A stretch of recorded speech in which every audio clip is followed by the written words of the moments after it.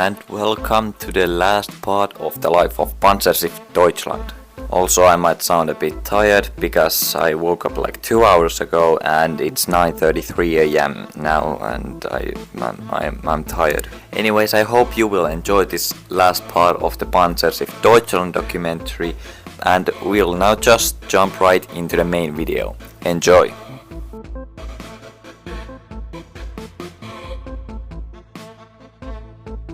As a part of Operation Walzertraum, Lützow left Svinemünde for Norway on May 15, 1942, with her main task to disrupt Allied shipping to the USSR.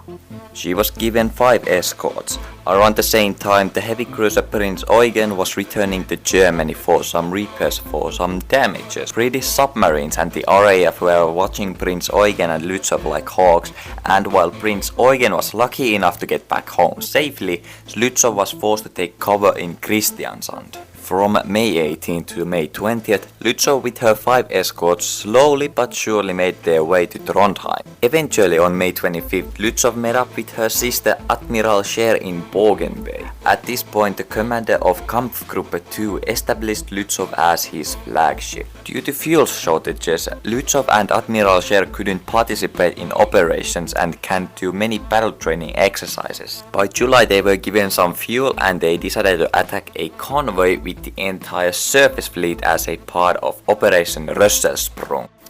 On July 1st, the convoy was spotted by U-boats and by the next day, Operation Rösselsprung had begun. German forces were settled in Altafjord, so then they could sortie on the convoy.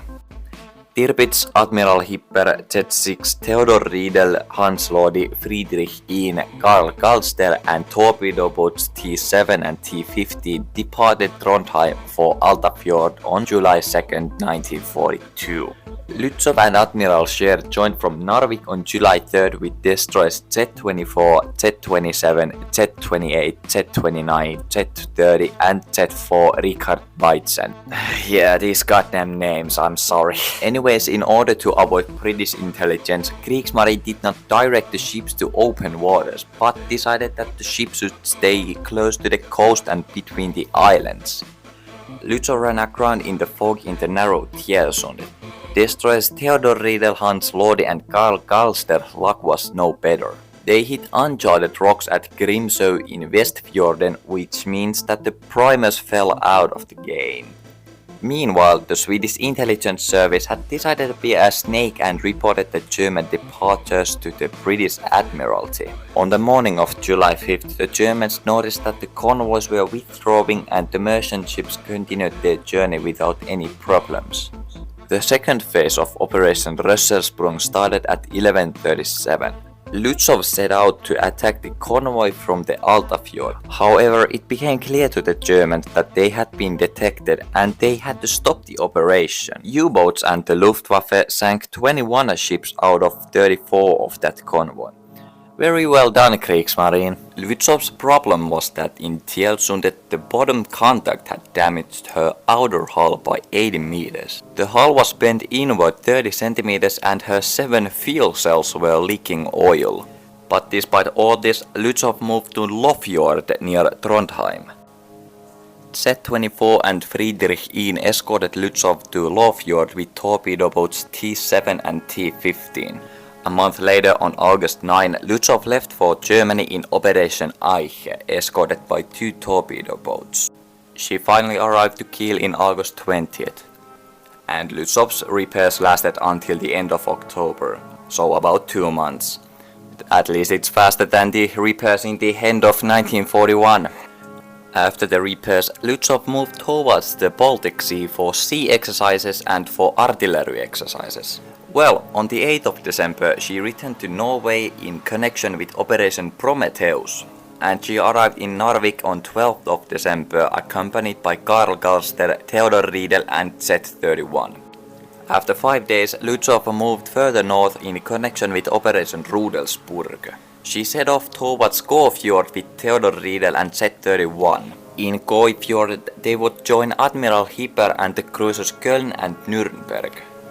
But for an unknown reason, the Allies in earlier August had stopped the Arctic convoys. From October, some merchant ships went independently to Murmansk and from Murmansk to somewhere else.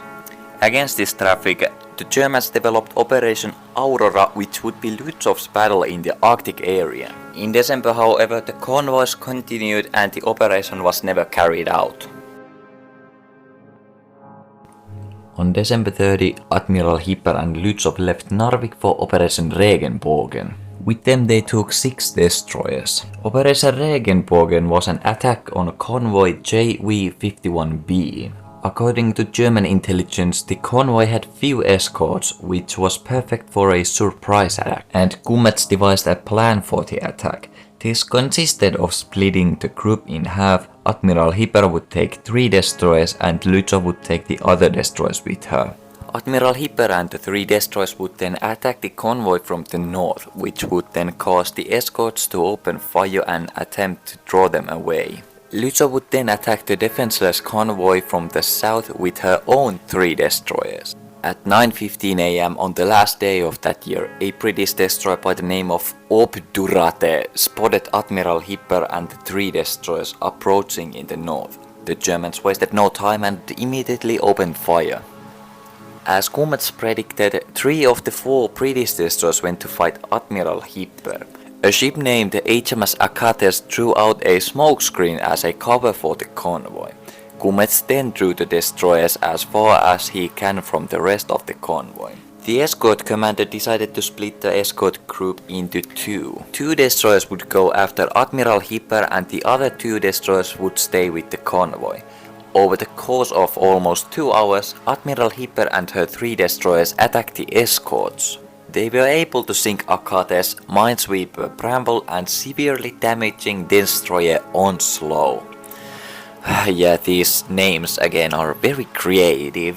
Lützow was closing on the convoy in the meantime. At 9:22 AM she saw ships but couldn't recognize them because they were in middle of a snow squall and in poor light.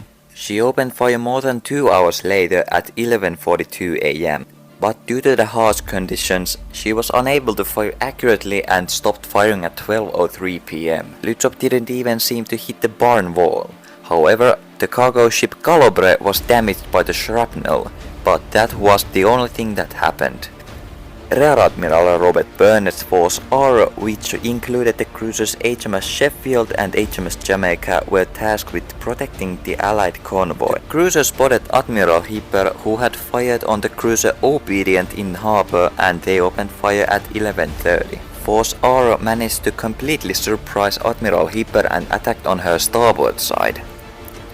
The cruiser scored 3 hits on Hipper and managed to sink Friedrich Eckold. After this, Kumets ordered the ships to withdraw following Hitler's orders, taking no risks with larger ships against even inferior ships. But the funniest part of this battle is that Lützow somehow and miraculously and strangely ended up alongside Jamaica and Sheffield.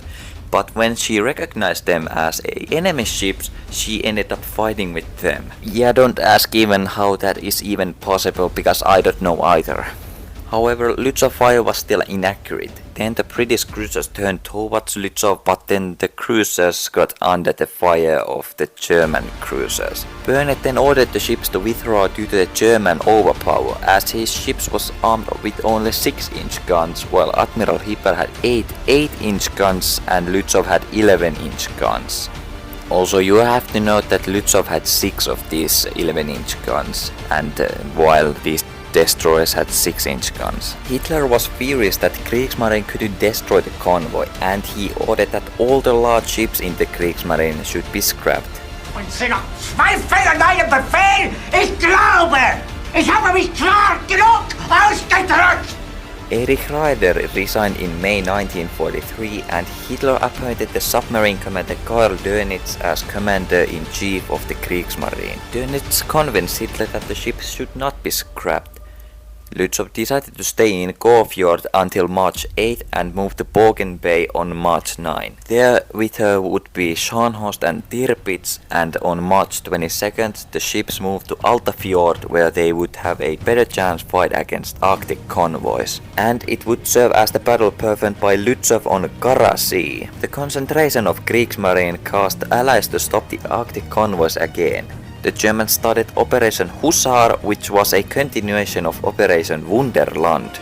This operation was based on aerial intelligence, and as Lützow's experienced that her single RR-196 was not enough, in July 1943 she practiced long-range refueling with the reconnaissance aircraft PV-138 at Långfjorden. The operation was postponed to July 14 due to the breakdown of all Lützow's diesel engines, and it finally had to be cancelled in August when a single PV-138 operating on the northeast coast of Novaya Zemlya reported that there was no traffic in the area and the ice was hard. It probably doesn't come as a surprise anymore that nothing works for Germany. Well, anyways, on September 6, 1943, the Germans launched Operation Citronello, also known as Operation Sicilian. The central phase of this operation was to attack Svalbard, which is like the Great Mountains of Norway, but Lützow was left behind Tirpitz and Scharnhorst and a few cruisers elsewhere in Norway because her top speed was not sufficient enough to cooperate with them. Then on September 22nd, the British carried out Operation Source, which was to target the attack on Tirpitz, Scharnhorst and Lützow using X-class submarines. But it failed because one of the attack submarines disappeared mysteriously to another dimension. But Tirpitz was only damaged, but the damage was serious because it came from a landmines of the submarines. On September 23rd, Operation Hermelin was launched and Lützow left Altafjord towards the Baltic Sea with Z-5 Paul Jacobi, Friedrich Ihn, Z-15 Erich Steinbrink and Z-27. When the British spotted the German forces on September 26, they attempted to attack using motor torpedo boats, 39 Bristol Beauforts and Grumman Harpoon torpedo bombers from Naval Air Squadron 832. Bad weather gave the Germans an advantage and Lützow unexpectedly turned the other way and the Germans managed to avoid the British attack. But when they were about to pass Kristiansand, Friedrich Ihn ran out of fuel and was replaced by Z-38. The destroyer arrived in Gotenhafen, or today known as Gdynia, on October 1st, where it even survived the air raid on October 9th without damage.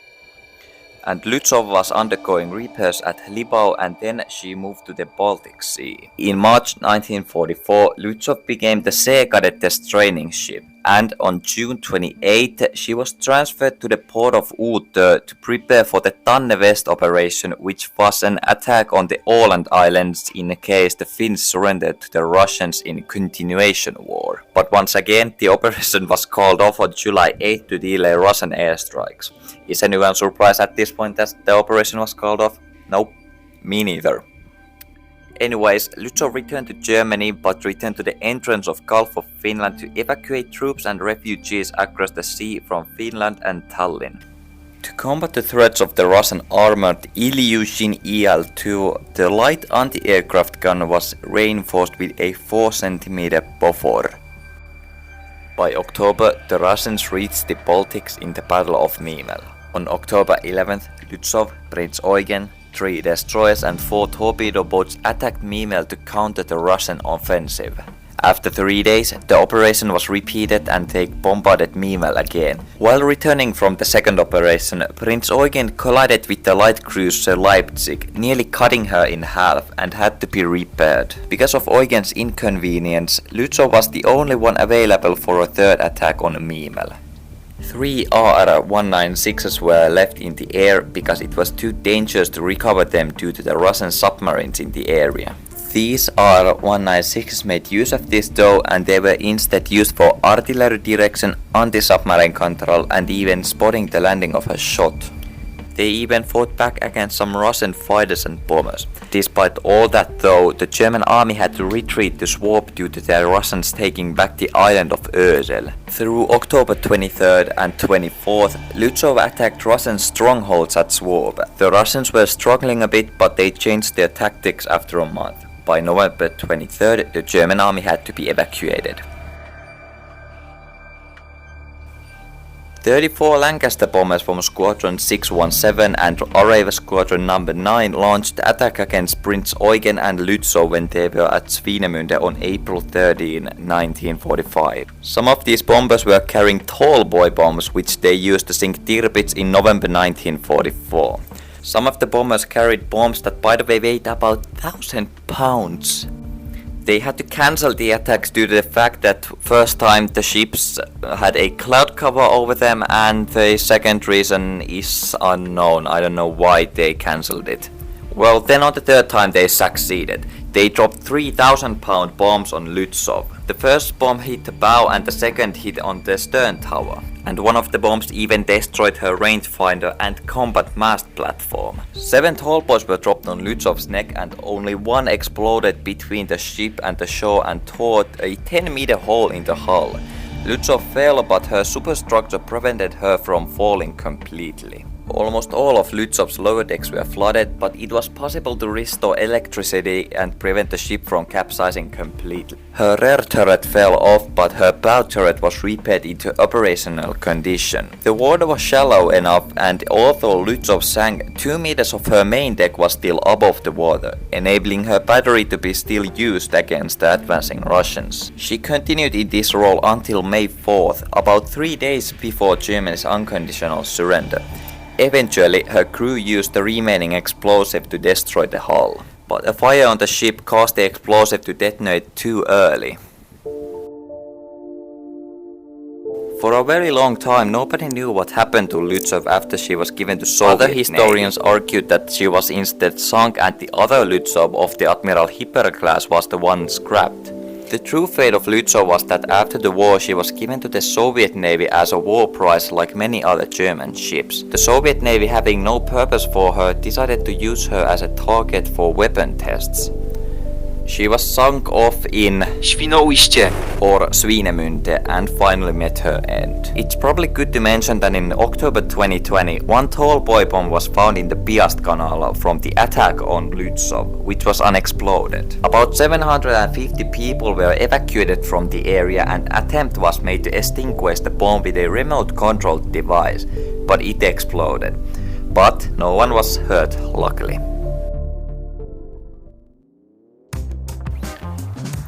Holy shit, it's finally done. Yay! This is the longest video I have ever made. It's 18 minutes. But I'm not gonna extend this video any longer, so I just want to thank you, Rhea, for making scripts for me, and I want to thank you for watching this video. The next video will be the info video. We'll see in there. My name is Fireiktronomia, and we see in the next video. Bye.